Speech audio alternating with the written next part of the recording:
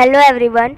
इस वीडियो में हम बात करने वाले हैं इंजरीज अराउंड द शोल्डर के बारे में and fracture humerus, fracture of the clavicle. ये कॉमन फ्रैक्चर है, किसी भी एज ग्रुप में देखने को मिल सकता है। ये फ्रैक्चर तब होगा जब कोई भी पर्सन जो है वो शोल्डर के पर गिरा हो या फिर आउटस्ट्रेच्ड हैंड पर गिरा हो। Patho anatomy, commonest site for the clavicular fracture is middle and the outer third of the clavicle. Clavicle fracture usually displaced रहेगा। आउटर फ्रेगमेंट जो है वो डिस्प्लेस्ड होगा मीडियली एंड डाउनवर्ड, क्योंकि ग्रेविटी उसको पुल करेगी और साथ ही साथ पेक्टोरालिस मेजर मसल का अटैचमेंट है वो भी पुल करेगा। इनर फ्रेगमेंट जो है वो डिस्प्लेस्ड होगा अपवर्ड, बिकॉज स्टर्नोक्लिडोमास्टोइड मसल का अटैचमेंट है वहां पर जो उसे अपवर्ड पुल करेगा। Diagnosis, most of the cases में इसका डायग्नोसिस सिंपल रहेगा। पेशेंट जो है वो ट्रॉमेटिक हिस्ट्री लेकर आया होगा, पेशेंट को पेन होगा, स्वेलिंग होगी, क्रपाइटिस होगी जहाँ पर उसे फ्रैक्चर हुआ है वहाँ पर। डायग्नोसिस को कंफर्म करने के लिए हम एक्सरे करवाएंगे। ट्रीटमेंट, क्लेविकल के फ्रैक्चर को ट्रीट करने के लिए रिडक्शन की जरूरत नहीं होती। अगर मिनिमल डिस्प्लेसमेंट है तो हम ट्रायंगुलर स्लिंग प्रोवाइड करेंगे। जैसे ही पेन थोड़ा कम होने लग जाए, active shoulder exercise should be started. Usually after 10 to 14 days हम एक्सरसाइज स्टार्ट करवा सकते हैं। अगर यंग अडल्ट में डिस्प्लेस्ड फ्रैक्चर हुआ है तो हम फिगर ऑफ 8 बैंडेज प्रोवाइड करेंगे। अगर फ्रैक्चर सीवियरली डिस्प्लेस्ड हुआ है या फिर न्यूरोवास्कुलर इंजरी हुई है तो हम ओपन रिडक्शन और इंटरनल फिक्सेशन करेंगे। ऐसे केसेस में हम फ्रैक्चर को इंटरनली फिक्स करेंगे विथ प्लेट और नेल्स। कॉम्प्लिकेशंस, अर्ली कॉम्प्लिकेशन में सब क्लेवियन वेसल्स की इंजरी या फिर ब्रेकियल प्लेक्सस की इंजरी हो सकती है। लेट कॉम्प्लिकेशन में शोल्डर की स्टिफनेस हो सकती है, स्पेशली इन एल्डरली पेशेंट। इसे प्रिवेंट करने के लिए हम शोल्डर जॉइंट का मोबिलाइजेशन करवाएंगे जैसे ही पेशेंट को थोड़ा पेन कम हो जाए। वेरी रेयरली माल यूनियन या फिर नॉन यूनियन भी हो सकता है, और ऐसे केसेस में अगर पेशेंट को कोई भी फंक्शनल डिसेबिलिटी नहीं है तो कोई भी ट्रीटमेंट की जरूरत नहीं है। अगर क्लेविकल का नॉन यूनियन है और साथ ही साथ वो पेनफुल है तो हम ओपन रिडक्शन और इंटरनल फिक्सेशन करेंगे। फ्रैक्चर ऑफ द स्कैपुला, ये बहुत ही ज़्यादा लेस कॉमन है। ये इतना ज़्यादा इम्पोर्टेंट नहीं है क्योंकि पेशेंट विदाउट ट्रीटमेंट ठीक हो सकता है। 4 साइट्स है जहाँ से स्कैपुला ब्रेक हो सकता है: body, neck, acromion process and coracoid process. Mostly ये फ्रैक्चर जो है वो अनडिस्प्लेस्ड होता है क्योंकि पूरा स्कैपुला सराउंडेड है by the muscles. Treatment, shoulder joint की मोबिलिटी को रिस्टोर करने के लिए एक्टिव एक्सरसाइज परफॉर्म करवाएंगे जैसे ही थोड़ा पेन कम हो जाए। अगर पेशेंट को पेन या फिर स्वेलिंग है तो ट्रायंगुलर स्लिंग प्रोवाइड करेंगे, यूजुअली 1 वीक या फिर 10 डेज के लिए। डिसलोकेशन ऑफ स्टर्नोक्लेविकुलर जॉइंट, ये बहुत ही ज़्यादा रेयर इंजरी है। इसमें medial end of the clavicle जो है वो फॉरवर्ड डिस्प्लेस्ड होगा और रेयरली बैकवर्ड। डायग्नोसिस हम एक्सरे से करवाएंगे। ट्रीटमेंट में हम रिडक्शन अप्लाई करेंगे, डायरेक्ट प्रेशर डिसलोकेटेड एंड पर। रिडक्शन को मेंटेन करने के लिए हम फिगर ऑफ 8 बैंडेज प्रोवाइड करेंगे। डिसलोकेशन जो है वो कॉमनली रियकर हो जाएगा बट कोई भी डिसेबिलिटी को कॉज नहीं करेगा। डिसलोकेशन और सबलक्सेशन ऑफ एक्रोमियोक्लेविकुलर जॉइंट, ये भी अनकॉमन इंजरी है। अगर पेशेंट जो है वो आउटर शोल्डर पर फॉल हुआ है तो ये इंजरी होगी। पैथो एनाटॉमी, इसमें कंप्लीट या फिर पार्शियल रप्चर होगा एक्रोमियोक्लेविकुलर या कोरेकोक्लेविकुलर लिगामेंट का।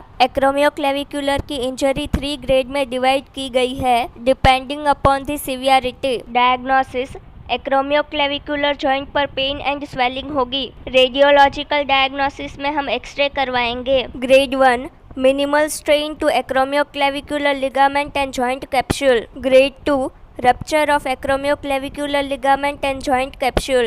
Grade 3, rupture of acromioclavicular ligament, joint capsule and corecoclavicular ligament. Treatment, अगर ग्रेड 1 और ग्रेड 2 इंजरी है तो हम पेशेंट को रेस्ट प्रोवाइड करेंगे, ट्रायंगुलर स्लिंग प्रोवाइड करेंगे और एनाल्जेसिक प्रोवाइड करेंगे। ग्रेड 3 को ट्रीट करने के लिए हमें सर्जिकल रिपेयर करना पड़ेगा। Dislocation of the shoulder, human body में सबसे ज़्यादा शोल्डर जॉइंट डिसलोकेट होता है। ज़्यादातर अडल्ट्स में देखने को मिलता है और चिल्ड्रन में बहुत ही रेयरली देखने को मिलता है। एंटीरियर डिसलोकेशन ज़्यादा कॉमन है पोस्टीरियर डिसलोकेशन से। मैकेनिज्म, शोल्डर डिसलोकेशन तब होगा जब पेशेंट आउटस्ट्रेच्ड हैंड पर फॉल करेगा और शोल्डर जो है वो अबडक्टेड और एक्सटर्नली रोटेटेड होगा। Patho anatomy, classification, shoulder joint के डिसलोकेशन को हम फॉलोइंग टाइप्स में क्लासिफाई करते हैं। एंटीरियर डिसलोकेशन, इसमें ह्यूमरस का जो हेड है वो ग्लिनोइड कैविटी से बाहर निकलकर एंटीरियरली लाई करेगा। इसको हम फर्दर फर्दर 3 सब टाइप में क्लासिफाई करते हैं depending on the position of the dislocated head. Pre glenoid, इसमें हेड जो है वो ग्लिनोइड कैविटी के फ्रंट में लाई करेगा। सब कोरेकॉइड, इसमें हेड जो है वो कोरेकॉइड प्रोसेस के बिलो लाई करेगा। It is the most common type of dislocation. सब क्लेविकुलर, इसमें हेड जो है वो क्लेविकल के बिलो लाई करेगा। पोस्टीरियर डिसलोकेशन, पोस्टीरियर डिसलोकेशन, इसमें हेड ऑफ द ह्यूमरस जो है वो ग्लिनोइड कैविटी से बाहर आकर पोस्टीरियरली लाई करेगा behind the glenoid. Inferior dislocation, ये बहुत ही ज़्यादा रेयर टाइप है। इसमें हेड जो है वो ग्लिनोइड कैविटी से बाहर निकलकर सब ग्लिनोइड पोजीशन पर लाई करेगा। डायग्नोसिस, प्रेजेंटिंग कंप्लेंट्स, जब पेशेंट एंटर होगा तो शोल्डर जो है वो अबडक्टेड रहेगा और एल्बो सपोर्टेड रहेगा with the opposite hand. Patient history बताएगा कि वो आउटस्ट्रेच्ड हैंड पर फॉल हुआ था और इसकी वजह से पेन हो रहा है और शोल्डर की मूवमेंट नहीं हो रही है। ऑन एग्जामिनेशन पेशेंट अपना आर्म अबडक्टेड ही रखेगा। नॉर्मल राउंडेड शोल्डर की बजाय पेशेंट का जो शोल्डर है वो फ्लैटन हो जाएगा। अगर केयरफुली इंस्पेक्शन करेंगे तो क्लेविकल के नीचे फुलनेस देखने को मिलेगी डिस्प्लेस्ड हेड की वजह से। जैसे ही हम आर्म को रोटेट करेंगे ये हमें फील होगा। कुछ ऐसी साइंस है जो कि एंटीरियर डिसलोकेशन से एसोसिएटेड है। सबसे पहला है डुगास टेस्ट। इसमें पेशेंट जो है वो अपने ऑपोजिट शोल्डर को टच नहीं कर पाएगा। डिसलोकेशन को कंफर्म करने के लिए हम शोल्डर का एक्सरे करवाएंगे एंटीरो पोस्टीरियर व्यू में। समटाइम्स एक्सिलरी व्यू भी रिक्वायर होता है। Posterior dislocation is not diagnosed by the x ray, it requires CT scan. Posterior dislocation occlusion की वजह से हो सकता है। ट्रीटमेंट, एक्यूट डिसलोकेशन का हम रिडक्शन करेंगे अंडर सिडेशन और जनरल एनेस्थीसिया। उसके बाद इमोबिलाइजेशन करेंगे शोल्डर का चेस्ट आर्म बैंडेज देकर फॉर 3 वीक्स। बैंडेज को रिमूव करने के बाद शोल्डर एक्सरसाइज करवाएंगे। Techniques of reduction of shoulder dislocation, Kocher's manoeuvre, ये सबसे ज्यादा कॉमनली यूज्ड मेथड है। इसमें स्टेप्स है जो कि हम फॉलो करेंगे। ट्रैक्शन, इसमें हम एल्बो को राइट एंगल पर रखेंगे, स्टेडी ट्रैक्शन प्रोवाइड करेंगे along the long axis of the humerus. External rotation, इसमें हम आर्म को एक्सटर्नली रोटेट करेंगे। अडक्शन,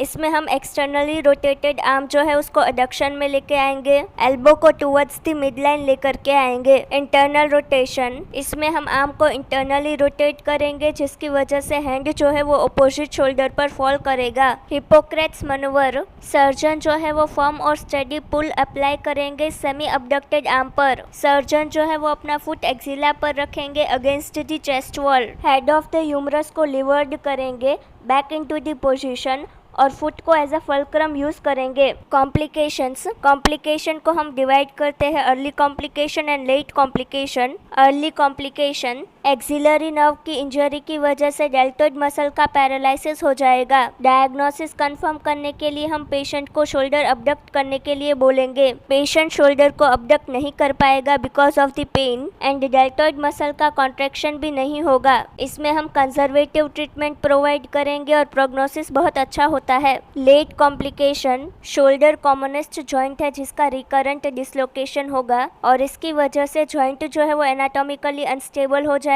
फर्स्ट डिसलोकेशन के बाद हीलिंग जो है वो इनएडिक्वेट हो जाती है। एन एपिलेप्टिक पेशेंट, ट्रीटमेंट, अगर डिसेबिलिटी ट्रबलसम है तो ऑपरेशन जरूरी है। Fracture of the surgical neck of the humerus, ये फ्रैक्चर ज्यादातर एल्डरली वुमेन में देखने को मिलता है। ये फ्रैक्चर तब होगा जब कोई शोल्डर के बल गिरा हो। मेजॉरिटी ऑफ द केसेस में फ्रैक्चर इम्पैक्टेड रहेगा, समटाइम्स वाइडली डिस्प्लेस्ड होगा। इसमें एल्डरली पर्सन जो है वो शोल्डर पेन की कंप्लेन करेगा फॉल की वजह से। सिम्टम्स जो है वो मिनिमल रहेंगे। डायग्नोसिस करने के लिए हम एक्सरे करवाएंगे anteroposterior view and axial view. Near ने इस फ्रैक्चर को 4 टाइप में क्लासिफाई किया है depending upon the construction of the fracture. उसने 4 पार्ट्स को आइडेंटिफाई किया था अपर एंड ऑफ द ह्यूमरस पर, shaft, head, greater tuberosity and lesser tuberosity. Depending upon कि कितने पार्ट्स में फ्रैक्चर हुआ है उसने फ्रैक्चर को 1 to 4 पार्ट में डिवाइड किया। फॉर एग्जाम्पल हेड का, ग्रेटर ट्यूब्रोसिटी का,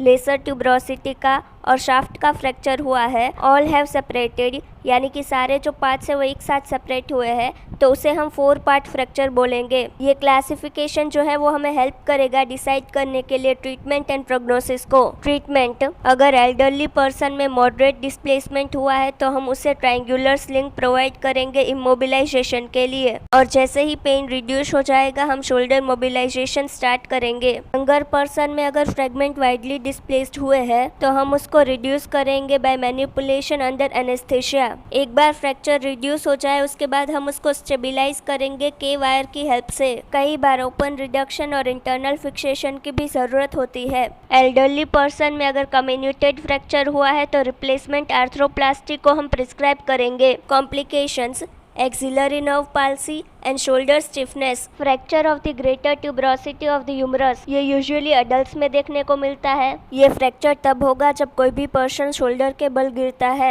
ये फ्रैक्चर जो है वो अनडिस्प्लेस्ड होता है और कम्युनिटेड होता है। कई बार ये सेपरेट हो जाता है मसल के पुल की वजह से। सुप्रास्पाइनेटस मसल इससे अटैच होता है। ट्रीटमेंट, मिनिमली डिस्प्लेस्ड और कम्युनिटेड फ्रैक्चर के लिए हम ट्रायंगुलर स्लिंग प्रोवाइड करेंगे। जैसे ही पेन थोड़ा रिड्यूस हो जाए हम शोल्डर मोबिलाइजेशन करवाएंगे।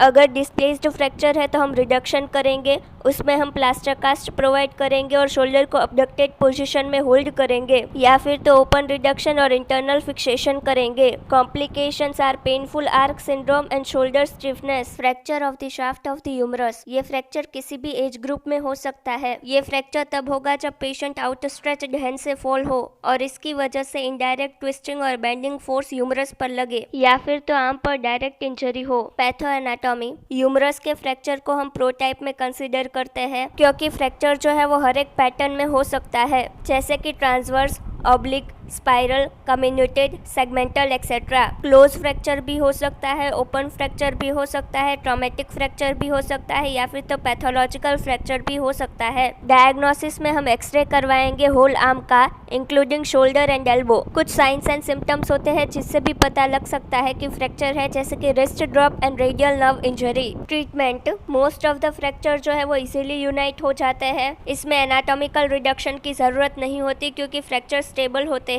सम अमाउंट ऑफ डिस्प्लेसमेंट या फिर एंगुलेशन जो है वो एक्सेप्टेबल होगा। कंजर्वेटिव मेथड्स, इसमें हम पेशेंट को यू स्लैब प्रोवाइड करेंगे, हैंगिंग कास्ट प्रोवाइड कर सकते हैं, या फिर तो चेस्ट आर्म बैंडेज प्रोवाइड करेंगे। ऑपरेटिव मेथड, इसमें हम ओपन रिडक्शन और इंटरनल फिक्सेशन करेंगे। इसमें हम प्लेट, स्क्रूज और इंट्रामेड्यूलरी नेलिंग का यूज करेंगे। इन्फेक्टेड फ्रैक्चर को हम एक्सटर्नल फिक्सेटर की हेल्प से स्टेबिलाइज करेंगे। Complications, nerve injury, delayed and non union,